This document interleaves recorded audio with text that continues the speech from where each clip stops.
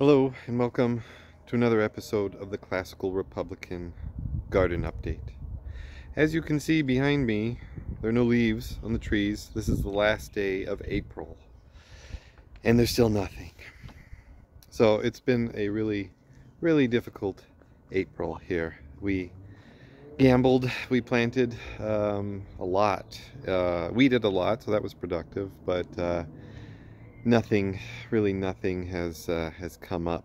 But there's been there's been a few good things that have happened. But all my sprouts have died, all my seedlings, because I planted them and I tried to harden them and they just went and died because it was never getting any warmer. We were still having cold days until a few days ago. I mean, frost, really. I planted asparagus, rutabaga, peas, potatoes, several different kinds, arugula, cabbage, broccoli, leeks, bok choy, and zucchini. And none of it has come up yet. Even planted some herbs, so that didn't happen yet. So on the chicken coop, we're trying a deep bedding method, and everyone tells me that you can do a deep bedding method. It's a lot easier. Look that up, and what it does is partially makes your gets the manure already composted. After that I put it on some spots here in the garden. As you can see, we have some raspberries coming up, but really nothing else. Some grass too. That's not very good. But let's look over here at the strawberries, and they're doing okay.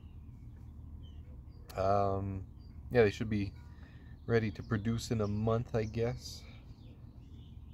But oh, let me show you the greens too. The greens are doing great. I planted them like 2 months ago, so actually they're not doing that great. But I got some spinach almost ready to eat. Got some from last year that's just sitting there. Some lettuce.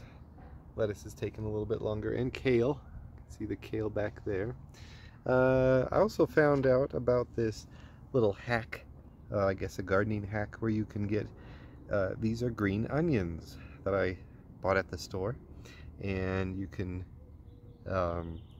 eat them and then save the last little inch of roots, and then you go and plant them. You start in water, and then after a few days you can plant them in soil. So that's been fun, and I've got all these green onions that are gonna be ready to eat. Yeah, some of them are all ready to eat. But let's look at the trees. Okay, it's getting dark here a little bit, but you can see these little blossoms. These are peach blossoms. So those came out first, but just yesterday we got our apple blossoms. So those are really nice. We also got plum blossoms for the first time.